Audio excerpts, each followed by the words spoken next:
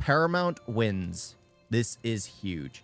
I have no clue what is going on, but I know, well, Hollywood has been crumbling. It's been absolutely crumbling. So I guess this is like something that has taken place that just makes it better for, I guess, the movie industry, I guess.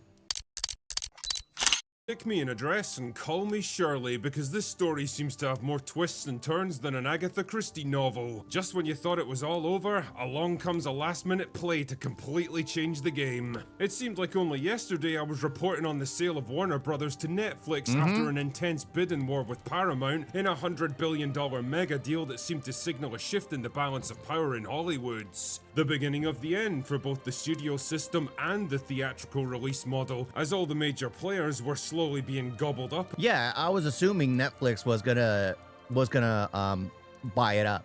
Like that's what everyone thought. I mean, that I was saying that previously. Like, oh yeah, Netflix, of course, is gonna buy it up. Like, no question, no question. Of course, they're gonna buy up a WB.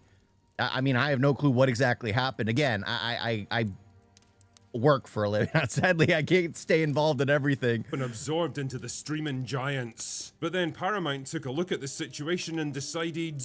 Maybe so, sir. But not today. And promptly upped their bid to a frankly ludicrous $111 billion, at which point Netflix decided, yeah, fuck that bro, we're out. And just like that, Paramount had pulled victory from the jaws of defeat, seeing off Netflix in an exercise of raw financial power. But what the hell does this even mean for the future of filmmaking? Does Paramount even have that? Like, that's the thing. I know most studio industries are bankrupt. Are they basically mortgaging their own futures in order to try and purchase another entity? Like, I know Netflix basically has the excuse to print money now, but at the same time, Paramount has been just a leaking ship for a while. Where'd they get the funds for that? Theatrical releases and the massive slate of IPs and divisions under the Warner Brothers umbrella. Because let's not mince words here, Paramount now control a pretty massive slice of the media landscape. Not just entertainment IPs, movies and TV shows, but news networks as well. What are they going to do with all this power and influence?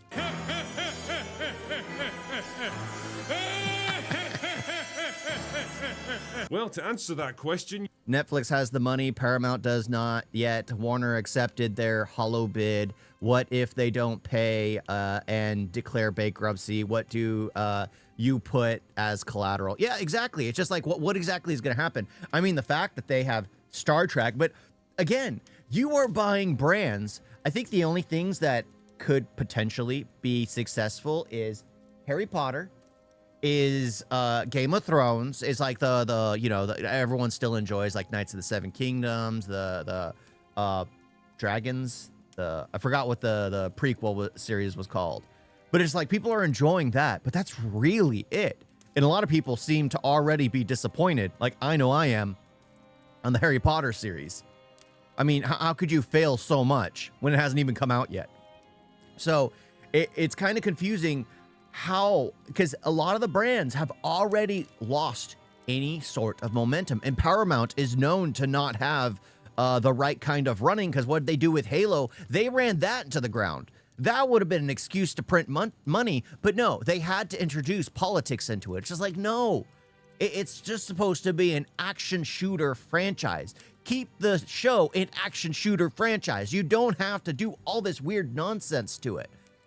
But so Paramount doesn't have the right track record to actually make it successful.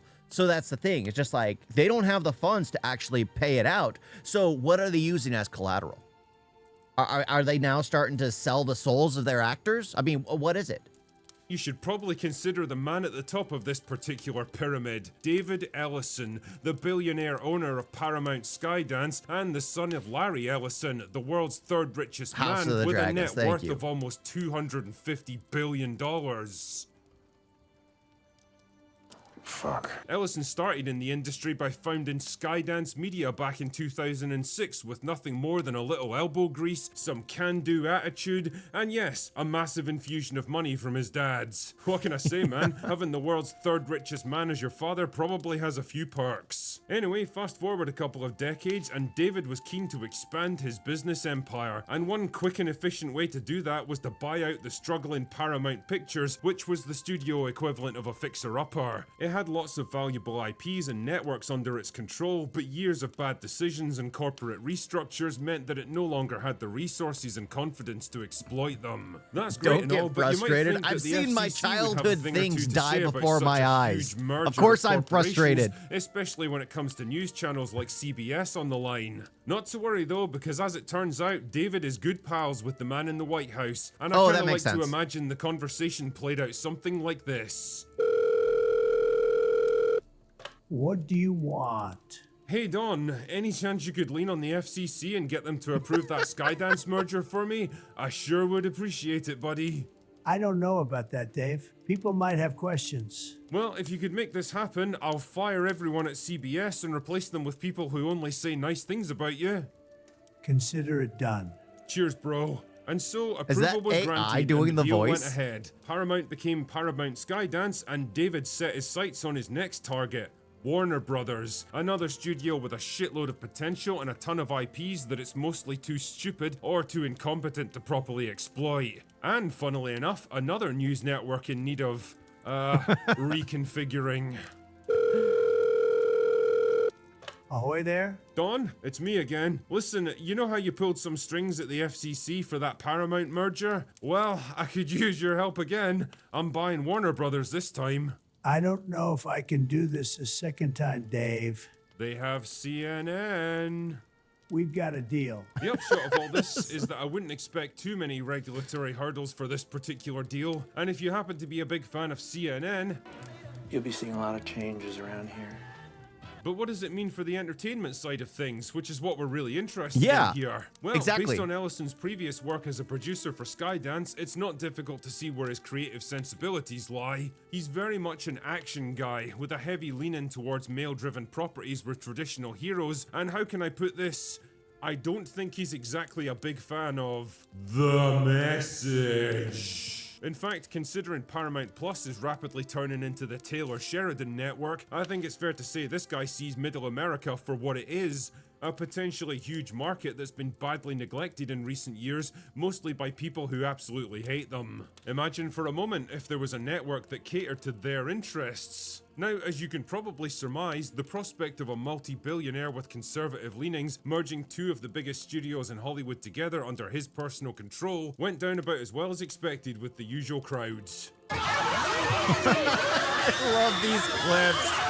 Oh dear, it's a bit That's so scary when you don't. Every time you see that, it's just a compilation. The funny thing is, it's like they could literally get more and more and more and more and more of those clips and just put them all down in one go, and it'd be just like this. You wouldn't even see anything because it'd cover like you could make a drawing out of it, I guess. You know how people can take pictures and then they make like a massive picture out of all these pictures that are just off of people's skin tones. You could do the exact same thing. The exact same thing. I think it'd be interesting. Would Paramount fire James Gunn since it was a possibility?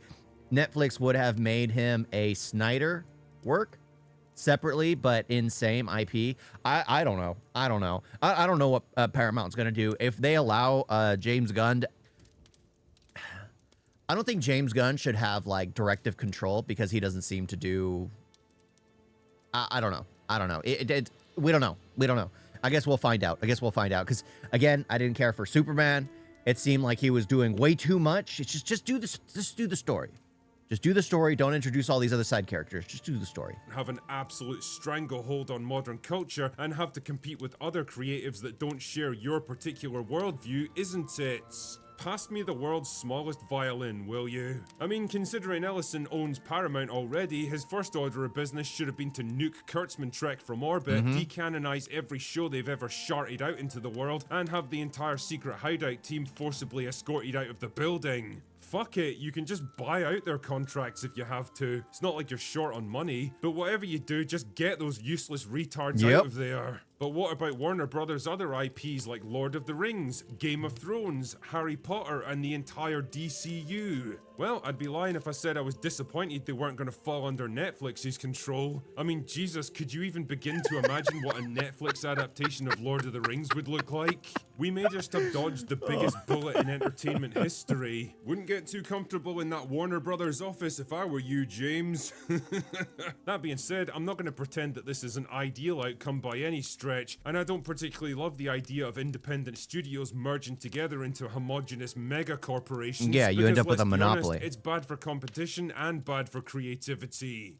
But on the other hand, if ever there was a definitive signal that the age of identity politics and the message has come to an end in Hollywood, I think this just might be it. The great experiment that's decimated pop culture for the past decade is well and truly over. Good fuck. It's not over. It's not. The problem is these people will just get worse. They're just gonna screech into the void. These people are nothing but unemployed losers who have never worked a day in their life and feel like how they can be included in society is by taking on the cross of other people's perspective problems. Perspective, not livelihoods, but like struggles in life. Like they tried to, oh, the black people need this. Oh, the people need this. Oh, these people need this. Instead of just going out there and getting a job for themselves. No. They pick up the cross of somebody else and try to be like, oh, I'm there for you. I may not work for a living. I may not do anything to add any benefit to society, but I'm there for you. It's just like, what the heck? Fucking riddance. The only question now is when can the age of Well, Daily Wire tried to produce stuff. Yeah, and that was just messaging. That was just messaging as well. But they focused on their message before making a good show or movie. Exactly. The product should be it should just be the focus of the story. You should just make a great story. Can you have elements of an underlying message? Absolutely.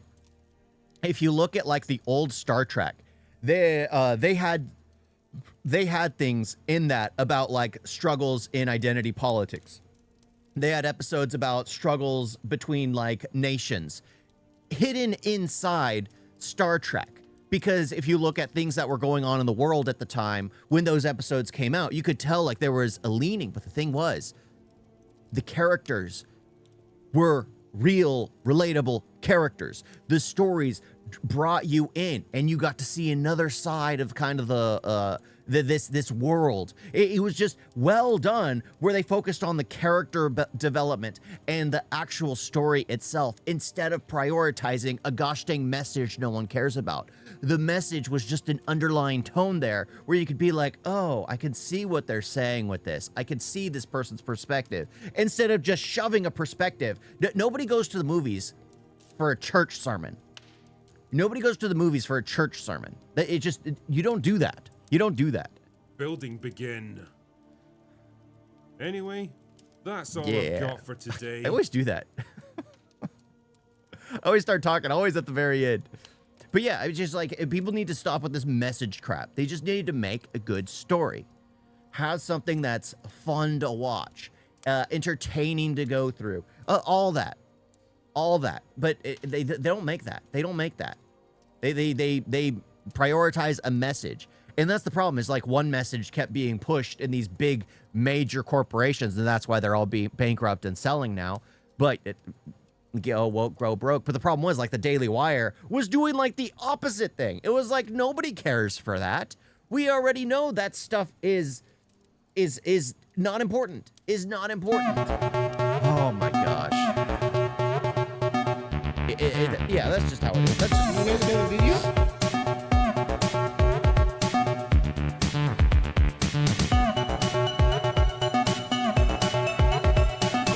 So bad.